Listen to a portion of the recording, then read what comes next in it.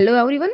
आज मैं लेकर आई हूँ आपके लिए जो 100 है वो एमसीक्यू है सारे। इन एमसीक्यू को करने के बाद आपके एक भी एमसीक्यू जो होता है वो रॉन्ग नहीं होएगा। आज मैं जो 100 एमसीक्यू के बारे में बात कर रही हूँ उसमें सारे बड़े क्वेश्चंस के भी जो भी टिप्स होती है वो इसमें इंक्लूड करी गई हैं। तो आप अच्छे से देखना, इसमें अच्छे से देखोगे तो आपको अच्छे से समझ में आ जाएगा। एज बी से यू के 100 महत्वपूर्ण क्वेश्चन है और इस सभी चैप्टर के इसमें से पूरी बुक में से इंक्लूड करे गए हैं। इसमें से आपको 70 में से 65 मार्क्स आराम से आपको मिल जाएंगे। सबसे ज़्यादा महत्वपूर्ण बात ये है कि आपको पता है जो भी ओल्ड पेपर्स होते हैं उनको आप फटाफट सॉल्व जरूर देख लेना, और जो भी जो क्वेश्चंस बैंक होते हैं जो पुराने सालों में क्वेश्चंस आए हुए हैं उनको भी मैंने इसमें इंक्लूड करा हुआ है। जो भी चांस है ज़्यादा से ज़्यादा क्वेश्चंस आने की, जो भी रिपीटेटिव क्वेश्चंस है वो मैंने इसमें इंक्लूड करे गए हैं। तो आप अब इतना टाइम भी नहीं होता कि अपन सब दिन सारा बुक लेके उनका उसमें सबसे सारे डिस्क्रिप्टिव क्वेश्चंस देके, इतना टाइम नहीं होता। अब तो बस आप जितना भी आपके आप प्रैक्टिस कर सकते हो एमसीक्यू की वही प्रैक्टिस करें, और ज़्यादा से ज़्यादा 2 और 3 लाइन वाले भी क्वेश्चन की प्रैक्टिस आप कर सकते हो। अब अपने साइंस का एग्जाम होने वाला है, इससे पहले मैंने कहा एक वीडियो ऐसा बना देते हैं जिसमें आपके सारे डाउट इसमें क्लियर हो जाएंगे। एक बार आप क्वेश्चन देख लेना। फर्स्ट क्वेश्चन अपन स्टार्ट करते हैं कि जो अपना पहला क्वेश्चन है वो शुद्ध जल का पीएच मान कितना होता है। अब देखो पीएच मान की बात आई तो अपने को आप पीएच क्या होता है, पीएच स्केल क्या होती है आपको अच्छे से पता होगा। तो अपन देखते हैं कि जो शुद्ध जल होता है वो क्या होता है, वो हमेशा उदासीन प्रकृति का होता है। उदासीन प्रकृति कहने का मतलब क्या होता है अपने को आपको अच्छे से पता होगा। जब कोई भी थिंग अम्लीय होगी तो साथ से उसकी पीएच कम होगी, और जो उदासीन होगा उसकी पीएच 7 होगी। तो अपना पहला आंसर हुआ 7।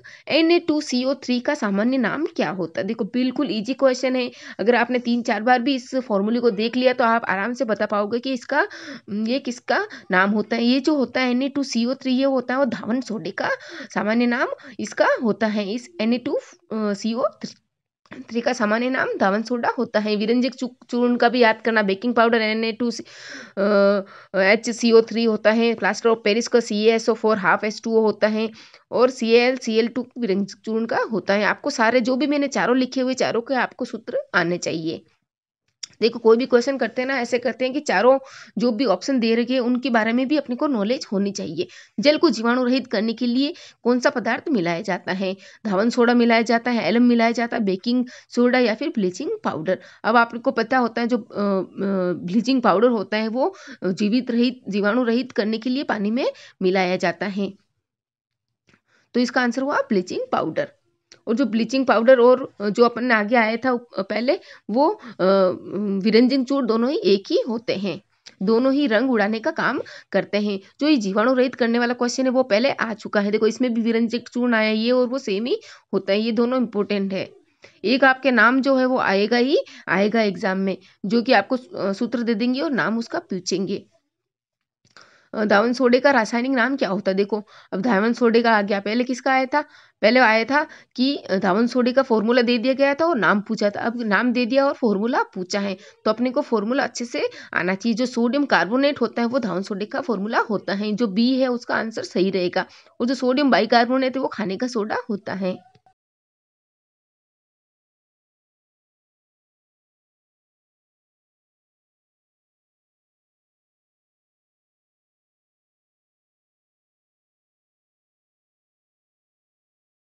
देखो अपन अपन को पता है जो Na2CO3 होता है वो होता है सोडियम कार्बोनेट। इसको धोने का सोडा या फिर धावन सोडा कहते हैं, जो कि कपड़े धोने में काम आता है।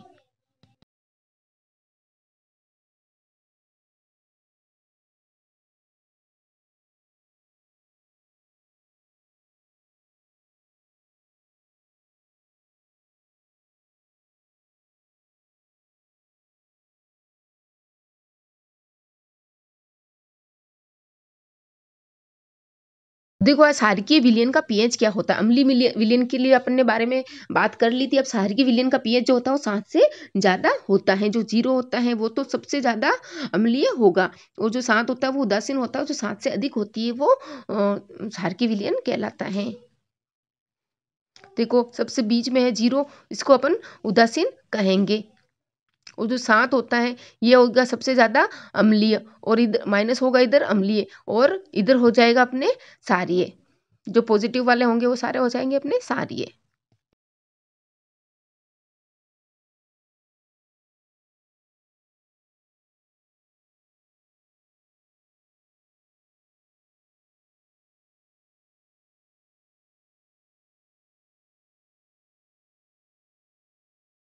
अब अपने आ गया कि एंटी मनी क्या है।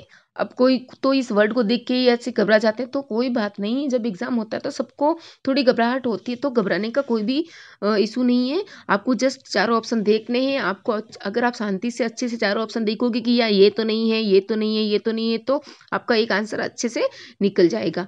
अम्लीय विलयन का पीएच मान क्या होता है? H2S विलयन का पीएच मान है जो, और अथवा H2SO4 विलयन का पीएच मान होता है। जो अम्लीय विलयन होता है, जो अपने को पता है उसका मान क्या होता है। या फिर अपने ये भी क्वेश्चन आ जाता है कि H2S विलयन का पीएच मान क्या होगा, या फिर H2SO4 विलयन का पीएच मान क्या होता है। 3 क्वेश्चन एक साथ में इंक्लूड करा हुआ है, तो इसका आंसर होगा 7 से कम, क्योंकि ये तीनों जो दोनों H2S और H2SO4 ये दोनों अम्लीय विलयन कहलाते हैं। ये दोनों जो है ये अम्लीय होते हैं, ये अम्लीय विलयन बनाते हैं। आगे अपने कॉपर मेट क्या होता है? जो कॉपर मेट होता है वो किन धातु से मिलकर बना हुआ होता है? ये क्वेश्चन अपने आ गया।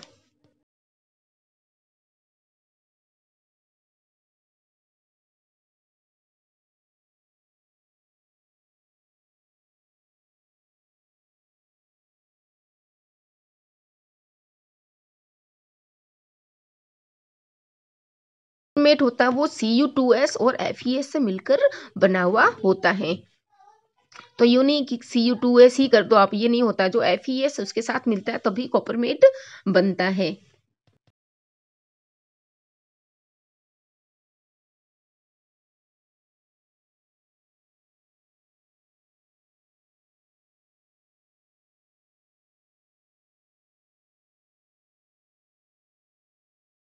फफोलेदार कॉपर होता है, इसमें कॉपर की कितनी प्रतिशत की मात्रा उसमें पाई जाती है? जो फफोलेदार कॉपर होता है उसमें कॉपर की कितनी प्रतिशत मात्रा पाई जाती है? 98% उसमें कॉपर होता है। निम्नलिखित में से कौन सी धातु अम्ल से हाइड्रोजन विस्थापित नहीं करती? देखो ये क्वेश्चन पहले भी मैंने वीडियो डाला था, उसमें करवा चुकी हूँ कि जो जो धातु होती है वो अम्लों में से हाइड्रोजन विस्थापित करती हैं, और जो करती है जो सबसे ज़्यादा अभिक्रियाशील होगा वो ही दूसरों कम अभिक्रियाशील धातु को विस्थापित कर देगा। जो कॉपर है वो सबसे ज्यादा विक्रियाशील है।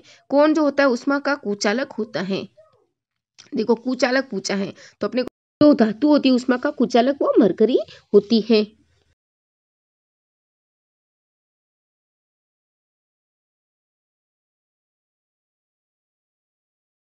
जर्मन सिल्वर में कौन सी धातु उपस्थित नहीं है? जो भी जर्मन सिल्वर कौन कौन सी धातु से मिलकर बना हुआ होता है, क्योंकि जो जर्मन सिल्वर है एक मिश्र धातु होती है, इसमें कौन सी धातु उपस्थित नहीं होती है?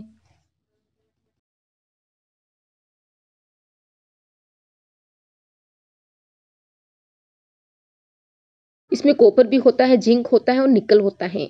जो अर्जेंटम होता है वो इसमें नहीं पाया जाता।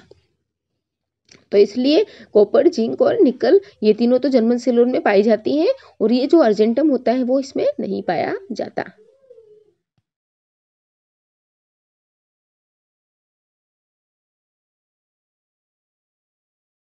कॉपर ग्लास का रासायनिक सूत्र क्या होता है? जो कॉपर ग्लास का सूत्र अपने को अच्छे से देखना पड़ेगा। जो कॉपर Cu2S होता है वो कॉपर ग्लास का रासायनिक सूत्र होता है, आपको अच्छे से याद रखना है।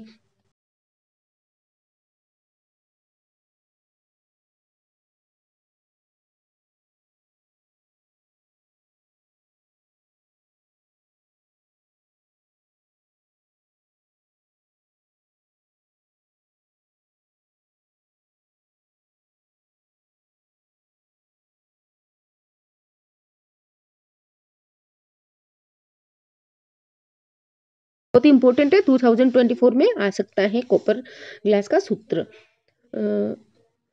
ठंडे जल के साथ कौन सा जो है वो धातु अभिक्रिया करके हाइड्रोजन गैस बनाता है। जो सोडियम होता है वो ठंडे जल के साथ क्रिया करके हाइड्रोजन गैस निकालता है। कौन सा एक असंतृप्त हाइड्रोकार्बन होता है? देखो, संतृप्त हाइड्रोकार्बन और असंतृप्त दो प्रकार के हाइड्रोकार्बन होते हैं। जो असंतृप्त हाइड्रोकार्बन होता है वो जो एक एल्केन, एल्किन और एल्काइन, ये अपन ने इनके बारे में अच्छे से पढ़ा होता है। जो एल्केन होता है वो तो संतृप्त होता है, जो एल्किन और एल्काइन होते हैं वो असंतृप्त हाइड्रोकार्बन होते हैं। तो C2H4 ये एक असंतृप्त हाइड्रोकार्बन है। प्रोपेनॉल में क्रियात्मक समूह कौन सा होता है? अब देखो, प्रोपेनॉल कीटोन नहीं है, नॉल है, इसका मतलब ये एल्डिहाइड समूह इसमें पाया जाएगा।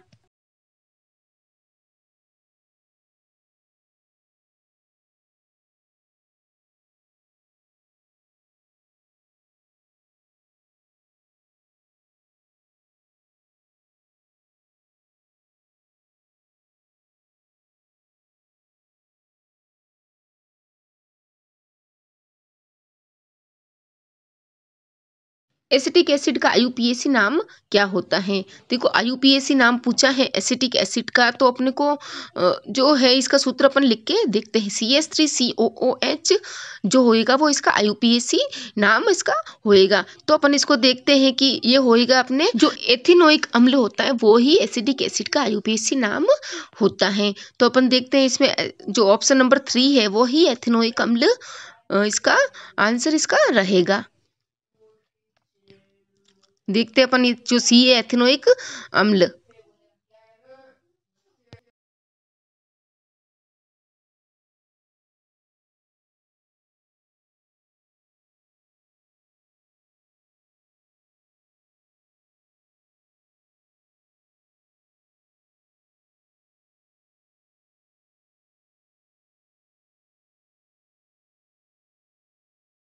निम्नलिखित में से एल्कीन कौन सी है? एल्केन, एल्किन और एल्काइन, जो डबल बॉन्ड होती है वो ही एल्किन कहलाती है। तो देखो, जिसमें डबल बॉन्ड होगा वो ही एल्किन कहलाएगा। जिसमें ट्रिपल बॉन्ड है और जिसमें सिंगल बॉन्ड है वो तो हट जाएंगे अपने आंसर से। जो सी है ऑप्शन, वही अपना करेक्ट रहेगा।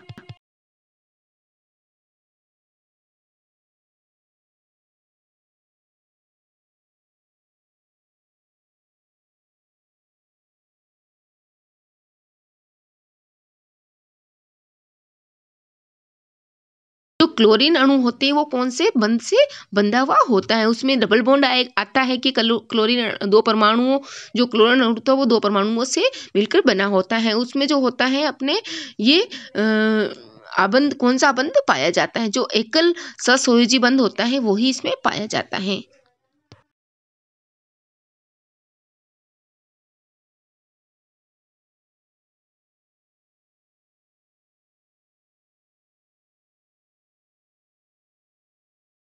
प्रोपेनॉन में क्रियात्मक समूह कौन सा होता है? नॉन, नॉन मतलब कीटोन। जो कीटोन में क्रियात्मक समूह होता है वो ही प्रोपेनॉन में पाया जाता है। जो अपने यहाँ पे दिया गया है, जो बी नंबर का ऑप्शन है, double bond C double bond O, और ये दो, इससे यहाँ से दो हाइड्रोकार्बन, दो हाइड्रोजन छूट जाएंगे। सी बी इसका आंसर रहेगा।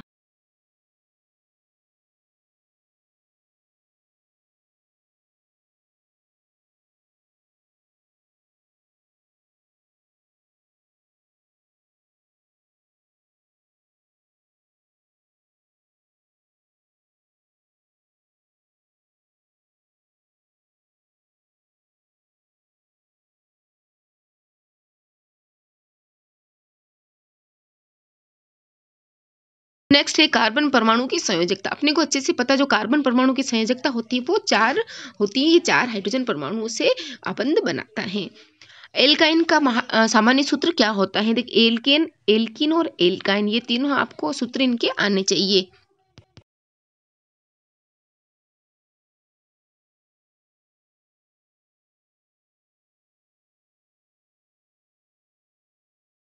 होते वो 3 बॉन्ड, ट्रिपल बॉन्ड वाले होते हैं। तो देखो यहाँ पे जो सूत्र होता है CnH2n+2, इसका सामान्य सूत्र रहेगा।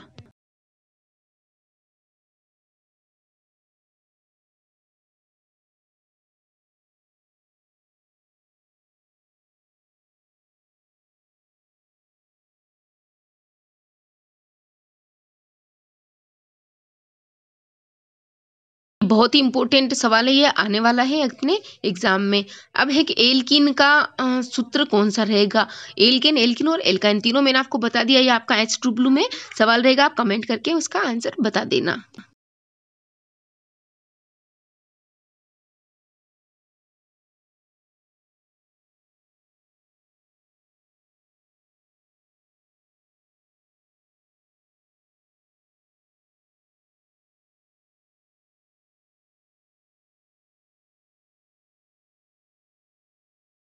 CH3CH2OH का यूपीएससी नाम एथेनॉल होता है, अपने को पता है। प्रोपिनल, प्रोपिनेल नेल का क्या होगा।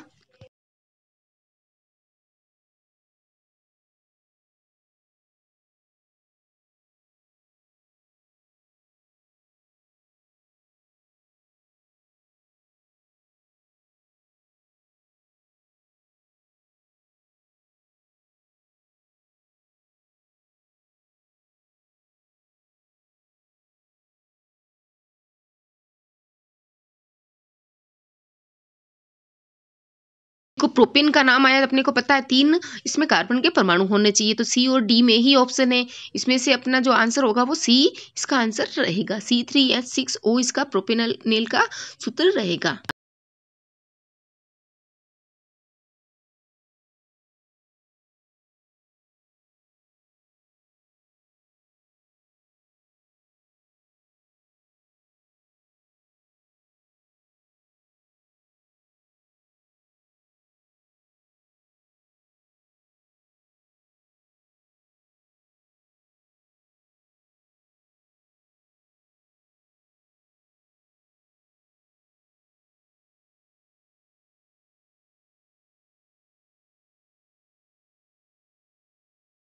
एथेनोइक अम्ल का सूत्र, अपने को पता है एथेनोइक अम्ल का सूत्र CH3COOH होता है। इसको सिरका भी बोलते हैं, एसिटिक एसिड भी बोलते हैं।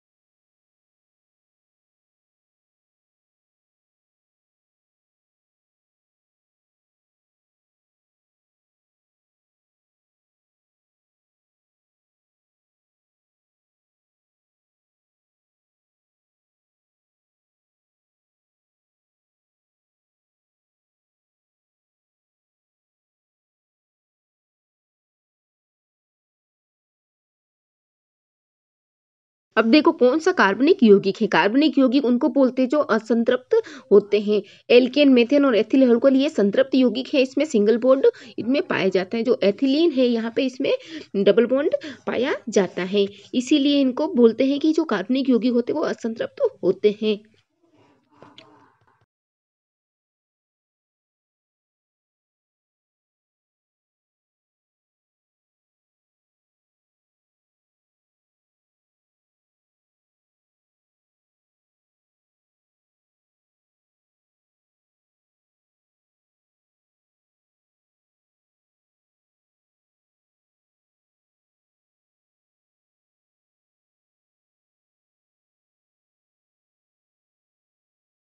देखो संतृप्त हाइड्रोकार्बन में क्या होता है, एकल बंध होते हैं, समचतुष्फलकीय होते हैं। कार्बन कार्बन के बाद एकल बंध पाए जाता है, पर ये जो डी वाला है ऑप्शन, कार्बन कार्बन के बाद के मध्य डबल बॉन्ड, इसमें संतृप्त हाइड्रोकार्बन में कभी नहीं पाया जाता, क्योंकि संतृप्त हाइड्रोकार्बन एल्केन होती है, उनमें सिंगल बॉन्ड पाया जाता है।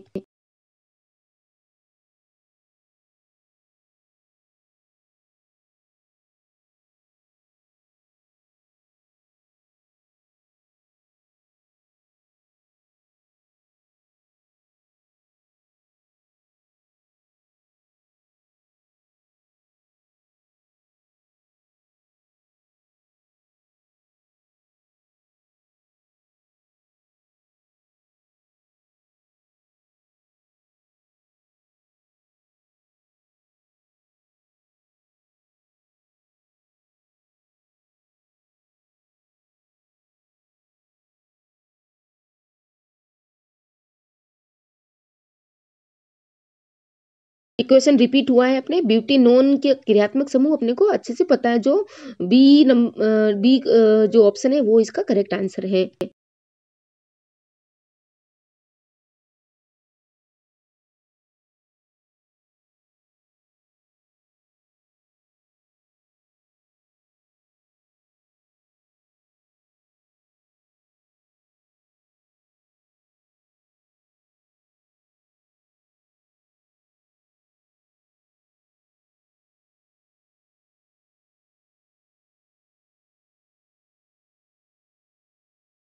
प्रोपेन का रासायनिक सूत्र प्रोप आते ही अपने को पता है कार्बन 3 है, यहाँ पे पाए जाते हैं। तो 3 कार्बन वाला सूत्र कौन सा है? यहाँ एक ही है जो ऑप्शन नंबर सी में पाया गया है, C3H8।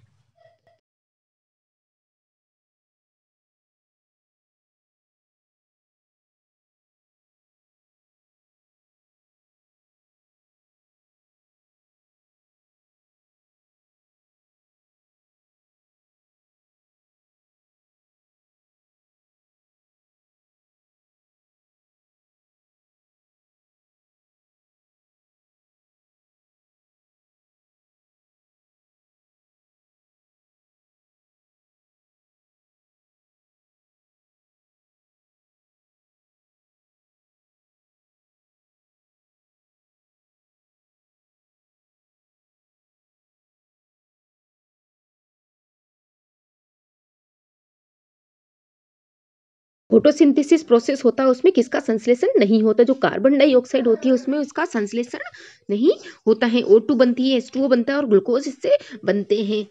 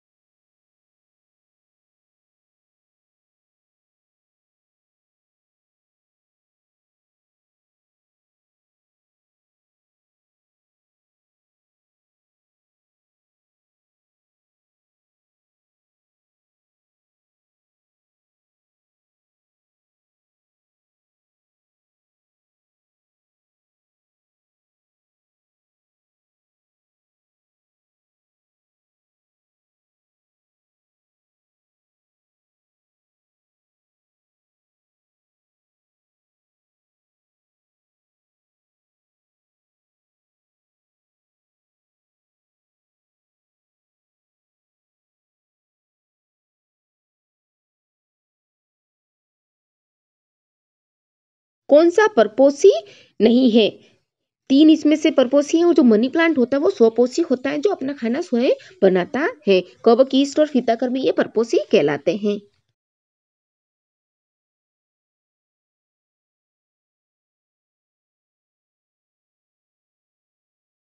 क्लोरोफिल का जो काम होता है वो क्या होता है? वो प्रकाश जो सूर्य की ऊर्जा है उसका अब्जॉर्प्शन करना ही क्लोरोफिल का कार्य होता है।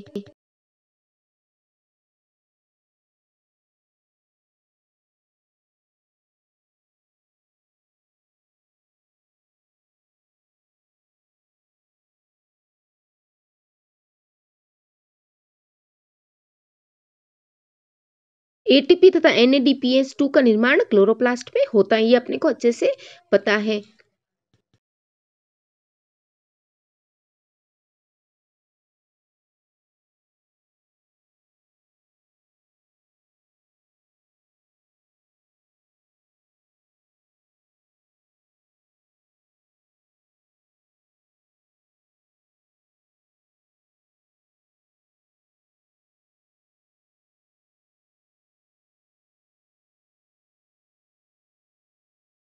जो यकृत होता है वो पित्तरस स्रावित करता है, ये बहुत ही इंपॉर्टेंट है। स्रावित पित्तरस करता है और स्टोर्ड पित्ताशय में, ये पित्तरस जो होता है वो पित्ताशय में स्टोर होता है, पर स्रावण का काम यकृत के द्वारा किया जाता है।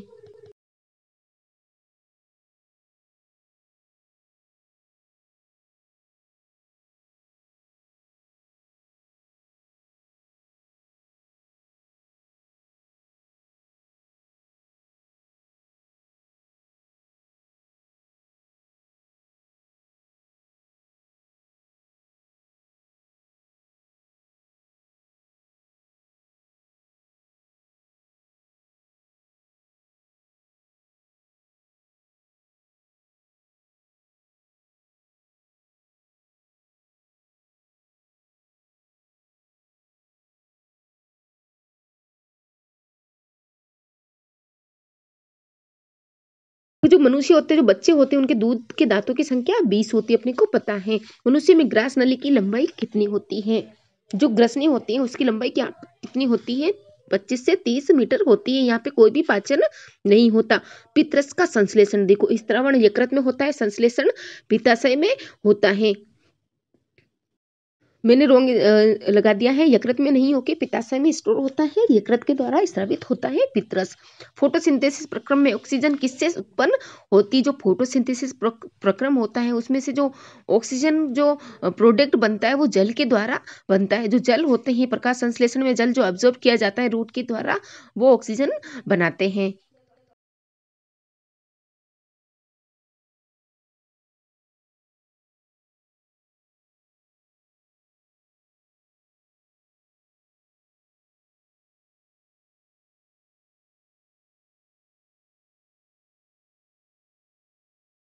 पादपों में वायु प्रदूषण कम करने की प्रक्रिया प्रकाश संश्लेषण के द्वारा होती है। जितना फोटोसिंथेसिस का प्रोसेस ज्यादा होगा उतना ही वायु प्रदूषण कम होगा।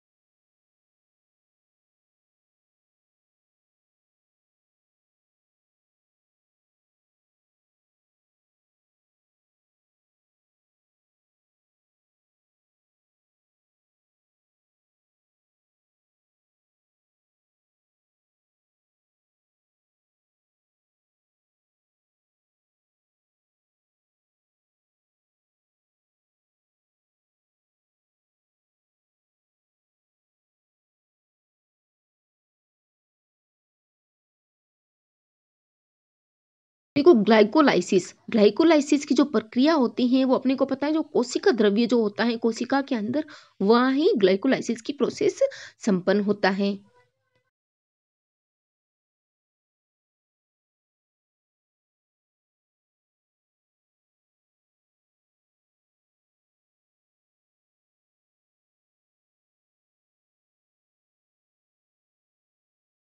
और मानव का हृदय चतुष्कोष्ठकीय होता है अपने को अच्छे से पता है। तो 4 इसमें कोष्ठकों की संख्या हो जाएगी।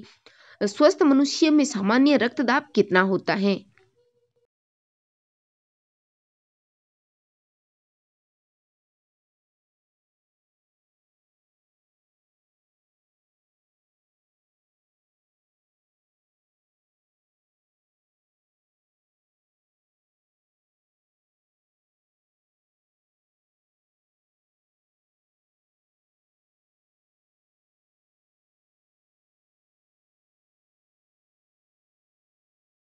तो 120/80 80 जो होता है वो इसका सिस्टोल होता है और 120 इसका डायस्टोल होता है। डिक्सन और जेली किससे संबंधित है? जो डिक्सन और जेली जो ये दो साइंटिस्ट थे वो उनका नाम जो आया है वो किससे संबंधित है? ये जो रसारोहण जो इसने नियम दिया था, रसारोहण का नियम दिया था वो डिक्सन और जेली ने दिया था।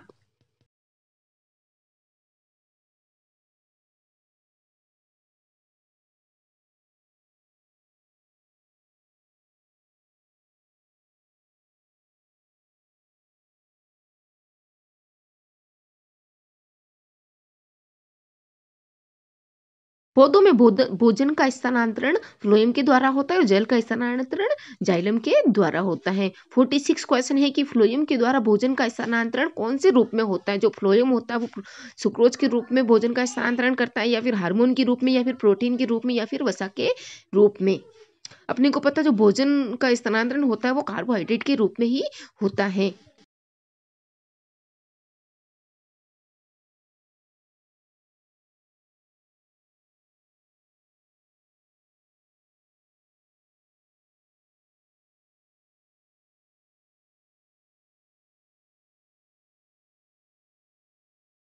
जो सुक्रोज होती है वो एक कार्बोहाइड्रेट होती है। 47 नंबर क्वेश्चन है कि पौधों में जाइलम किस लिए उतरता है? ये मैंने आपको पहले ही बता दिया। जो जल का वहन है, जो जल का परिवहन जड़ों से पत्तियों तक ले जाना वो जाइलम के द्वारा ही होता है।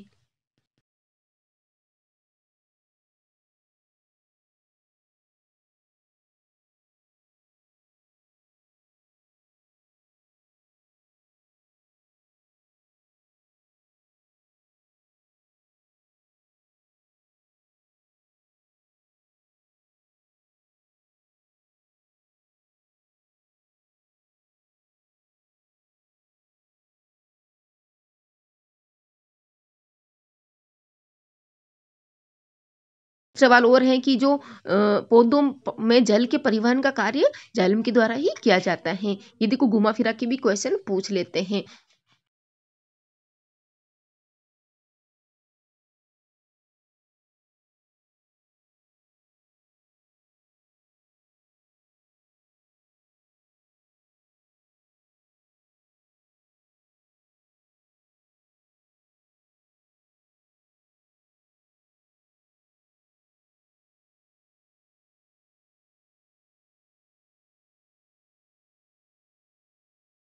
देखते हैं कि जो पौधे होते हैं जड़ों द्वारा अवशोषित जल और खनिज लवणों का परिवहन किनके द्वारा करते हैं। तो जाइलम होता है वो जल और खनिज लवणों का परिवहन करता है। मूत्र का निर्माण कहाँ होता है? अब देखो मूत्र का निर्माण अपने को पता, जो वक होता है वही मूत्र का निर्माण होता है। 50 क्वेश्चन मैंने पूरा करा दिए गए हैं और 50 क्वेश्चन रिमेनिंग है। मैं जल्द ही दूसरा नेक्स्ट वीडियो इसका लेकर आऊंगी। तब तक आप इन क्वेश्चंस को अच्छे से देख लेना। 5 मिनट 2 मिनट भी लगेंगे इसको देखने में। फटाफट इसको स्पीड करके देख लेना और अपने जो मॉडल पेपर है उनको सॉल्व करना। तो जो वक होता है उसमें मूत्र का निर्माण अपने होता है। Thank you friends.